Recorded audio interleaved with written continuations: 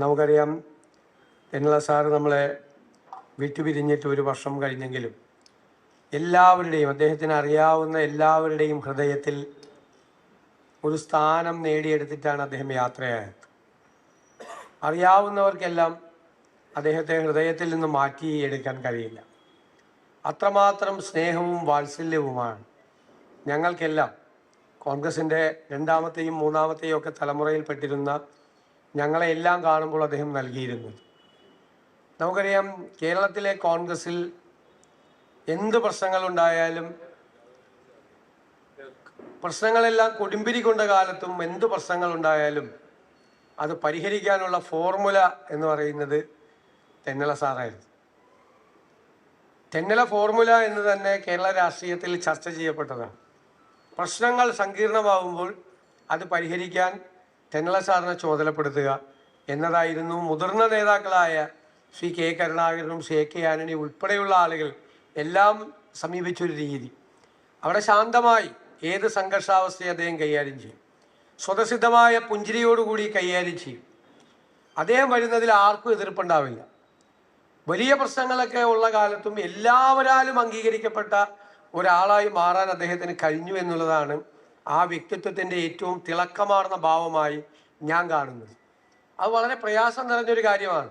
എല്ലാവരാലും അംഗീകരിക്കപ്പെടാൻ കഴിയുക, എല്ലാവരും സ്നേഹിക്കുന്ന ഒരാളായി മാറാൻ കഴിയുക എന്നത് മനുഷ്യരുടെ ജീവിതത്തിൽ അപൂർവമായി ചിലർക്ക് മാത്രം കിട്ടുന്ന ഒരു സിദ്ധിയാണ്, ഭാഗ്യമാണ്. ആ ഭാഗ്യവും ആ സിദ്ധിയും ഉണ്ടായിരുന്ന ഒരാളായിരുന്നു തെന്നല സാർ. അദ്ദേഹം ഇവിടെ സൂചിപ്പിച്ചതുപോലെ MLA ആയും രാജ്യസഭാംഗമായും KPCC പ്രസിഡന്റായും എല്ലാം ശ്രദ്ധേയമായ പങ്കുവഹിച്ചിട്ടുള്ള ഒരാളാണ്. ജനങ്ങളുമായി നിരന്തരമായി ബന്ധമുണ്ടായിരുന്ന ഒരാളാണ്. താൻ പ്രതിനിധാനം ചെയ്യുന്ന പ്രദേശത്തിനെ കുറിച്ച്, തൻ്റെ ജന്മനാടിനെ കുറിച്ചെല്ലാം അഭിമാനത്തോടു കൂടി എപ്പോഴും സംസാരിക്കുന്ന ഒരാളായിരുന്നു. ഒരാളെ കുറിച്ച് ഇപ്പോൾ ചന്ദ്രശേഖരൻ പറഞ്ഞതുപോലെ ശൂരനാട് ഒരാളെ കുറിച്ച് പറഞ്ഞാൽ അവരുടെ 3 ജനറേഷനെ കുറിച്ച് അദ്ദേഹം അപ്പോൾ ഇങ്ങോട്ട് നമുക്ക് പറഞ്ഞു തരുമായിരുന്നു. അത്രമാത്രം ആഴത്തിലുള്ള ബന്ധം സ്വന്തം ജന്മനാടുമായി ഗ്രാമവുമായും ഒക്കെ അദ്ദേഹത്തിനുണ്ടായിരുന്നു. അതൊരാളുടെ സ്വഭാവത്തിൻ്റെ ഏറ്റവും പ്രധാനപ്പെട്ട നൈർമല്യമാർന്ന ഒരു വശമാണ് എന്ന് നമുക്കറിയാം. പിന്നെ പ്രതിസന്ധികളിലൊക്കെ ഉണ്ടാകുമ്പോൾ നമ്മുടെയൊക്കെ മുഖം മാറും. എൻ്റെയൊക്കെ മുഖം പെട്ടെന്ന് മാറും. ഓരോ നമ്മുടെ ഉള്ളിലത്തെ സ്വഭാവം വരും. സാറ് അത് ശീലിച്ചെടുത്തതാണോ ജന്മനാ കിട്ടിയതാണോ എന്ന് എനിക്കറിയില്ല. പുഞ്ചിരിക്കുന്ന മുഖമല്ലാതെ കാണില്ല. ഏത് സന്നിഗ്ധാവസ്ഥയിലും ഏത് സന്ദർഭത്തിലും ചിരിച്ചുകൊണ്ടേ പോവുള്ളൂ.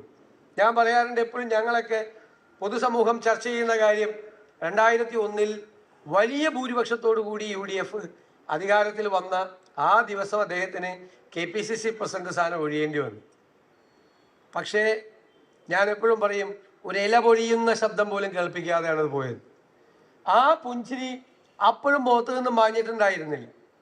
എൻ്റെ ഏൽപ്പിച്ച ദൗത്യം ഞാൻ പൂർത്തിയാക്കി, അത് ഞാൻ ഭംഗിയായി ചെയ്തിട്ടാണ് ഞാൻ തിരിച്ചു പോകുന്നത് എന്നുള്ള ഭാവമായിരുന്നു. നമുക്ക് ആർക്കും ആ ഭാവം ഉണ്ടാവില്ല. നമ്മളൊക്കെ എത്ര ശ്രമിച്ചാലും നമുക്ക് ആ മുഖത്ത് ആ ഭാവം വരില്ല. നമ്മുടെ സങ്കടവും അമർഷവും ദേഷ്യവും പ്രയാസവും ഒക്കെ നമ്മുടെ മുഖത്ത് പ്രതിഫലിക്കും. പക്ഷെ അദ്ദേഹം അതിനെ എടുക്കുന്നത് അങ്ങനെയാണ്. എന്നെ ഒരു പ്രധാനപ്പെട്ട ദൗത്യം ഏൽപ്പിച്ചു നിർണായകമായ ഘട്ടത്തിൽ. ആ ദൗത്യം ഞാൻ ഭംഗിയായി നിറവേറ്റി ഉജ്ജ്വലമായ വിജയം UDFനും കോൺഗ്രസിനും നേടിക്കൊടുത്തിട്ടാണ് ഞാൻ ഈ ഓഫീസിന്റെ പടിയിറങ്ങുന്നത് എന്ന ചിന്തയായിരുന്നു അദ്ദേഹത്തിന്. അങ്ങനെ ജീവിതത്തിൻ്റെ സന്നിഗ്ധാവസ്ഥകളെ, സംഘർഷങ്ങളെ എല്ലാം വളരെ ഭംഗിയായി സമീപിക്കാൻ കഴിയുമായിരുന്നു. നല്ല നർമ്മബോധം ഉണ്ടായിരുന്നു അദ്ദേഹം. വളരെ രസകരമായി അദ്ദേഹം ചിരിക്കാതെ തന്നെ ഒരുപാട് നർമ്മത്തോടു കൂടി കാര്യങ്ങൾ കൈകാര്യം ചെയ്ത് അദ്ദേഹത്തിൻ്റെ സ്വതസിദ്ധമായ ശൈലിയിൽ ഓരോ കാര്യങ്ങളെയും കുറിച്ച് രസകരമായി അദ്ദേഹം പ്രതികരിക്കുമായിരുന്നു. നമുക്ക് കോൺഗ്രസ് തറവാട്ടിലെ എല്ലാ ജനറേഷനിലും പെട്ട ആളുകളുടെ തറവാട്ട് കാരണവരായിരുന്നു തെന്നല സാർ. ഞാൻ അങ്ങനെ പറയാനാണ് ആഗ്രഹിക്കുന്നത്. സത്യത്തിൽ ആ കസേര ഒഴിഞ്ഞിടക്കുകയാണ് എല്ലാവരുടെയും ഹൃദയത്തിൽ. ഈ അദ്ദേഹത്തിനേക്കാൾ പ്രായമുള്ളവരുടെ മനസ്സിൽ അദ്ദേഹം കാരണവരാണ്. ചെറിയ തലമുറയിൽപ്പെട്ട ഞങ്ങളുടെ ആ കാലത്തുണ്ടായിരുന്ന ഞങ്ങളുടെയും പിന്നീട് വന്ന തലമുറയുടെയും എല്ലാവരുടെയും മനസ്സിൽ അദ്ദേഹം കാരണവരാണ്, തറവാട്ട് കാരണവരാണ് കോൺഗ്രസിലെ.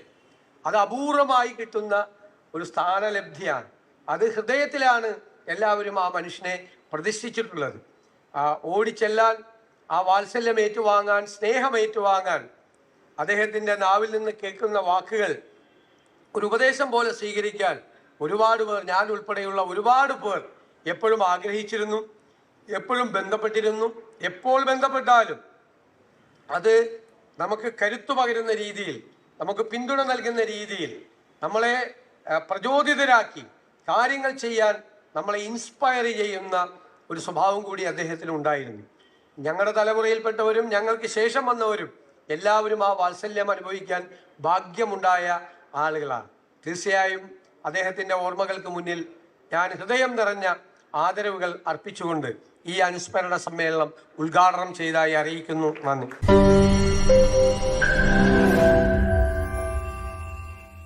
ലോകത്തെവിടെയായാലും ഏത് സമയത്തും 24 വാർത്തകളും ഓഗ്മെന്റഡ് റിയാലിറ്റി പാക്കേജുകളും എക്സ്പ്ലെയിനറുകളും വിശദമായി കാണാൻ ഞങ്ങളുടെ യൂട്യൂബ് ചാനൽ നിങ്ങൾക്ക് സബ്സ്ക്രൈബ് ചെയ്യാം.